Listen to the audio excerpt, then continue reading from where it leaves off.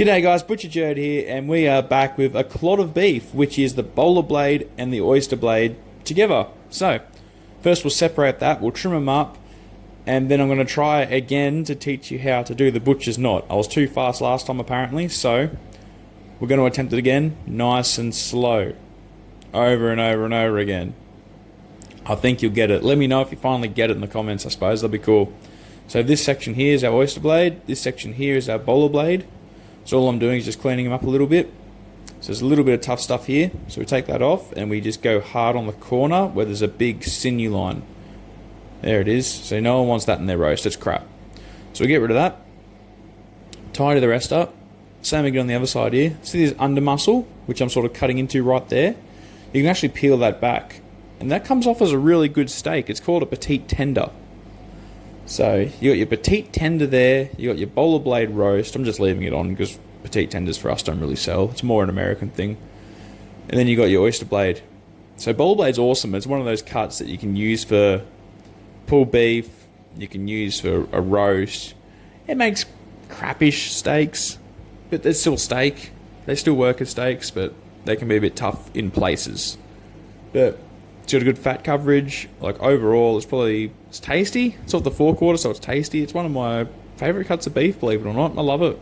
And as a roast, I reckon it's brilliant. Just, you know, smack bang in the oven, 180 Celsius, I don't know, for however long. 30 grams per half hour. 30 grams? 30 minutes per 500 grams. Wow, I butchered that up, didn't I? 30 minutes per 500 grams, roughly. Anyway, back to this knot. Hopefully they've gone nice and slow, you can see it.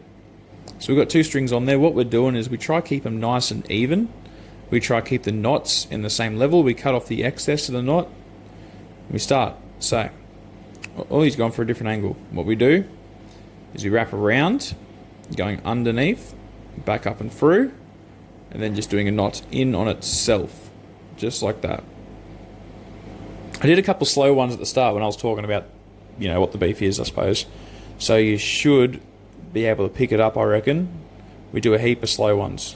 So we go over, pinch it there, back around, and then over and under. And that's it. And then we just do a knot on itself. And what that does is that second knot, when you pull it, locks into the first knot. And then you can just do a loop around like that to hold it in place. So that's pretty chill. It's a good knot, handy for so much stuff, you know, like I've tied down trailer loads with this knot, really. Granted, you need a few of them with butcher's twine, but it does work. Anyway, looks like we're going a bit faster here. So you can get quick. That's probably about, I don't know, maybe say, for me, 60% speed, I reckon. Something like that, I'd say. But it is a very, very handy thing. So we'll do the same with the oyster blade. Similar cut, you know, like comes off the shoulder as well, so much the same. With the oyster blade, you can get some amazing steaks out of the oyster blade. So you can either do them as is, where they've got a big gristle line through the middle, which is only about the first 2 or 3, then it tapers off and the gristle line fades out completely, and they are gorgeous steaks. Otherwise, you can separate them. You sort of go over the gristle line, under the gristle line, and you get your, I forgot the name of the steaks.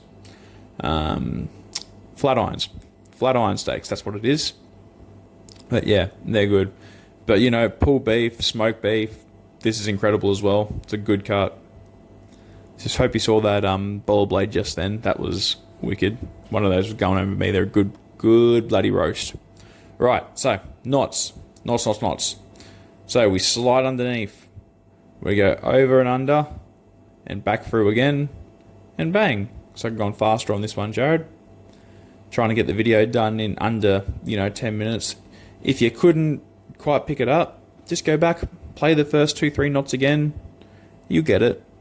It's not overly hard, just practice, get like, say a roll of Glad wrap or something at home. Just use that. Even in the box still, doesn't matter.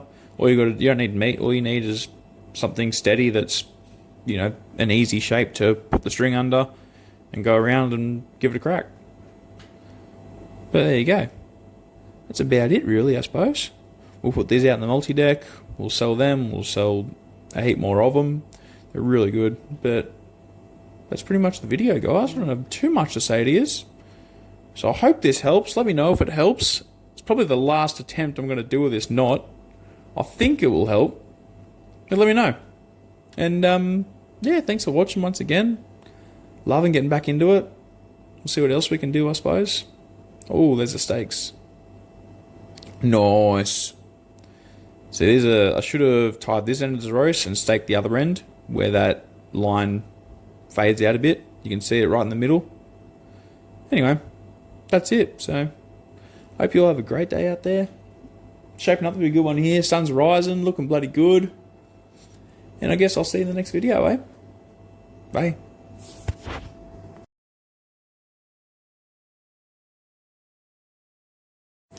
I'm back. I just popped back in because this looks really cool. So I figured I should say something. Have a look at that. Fucking awesome. See ya.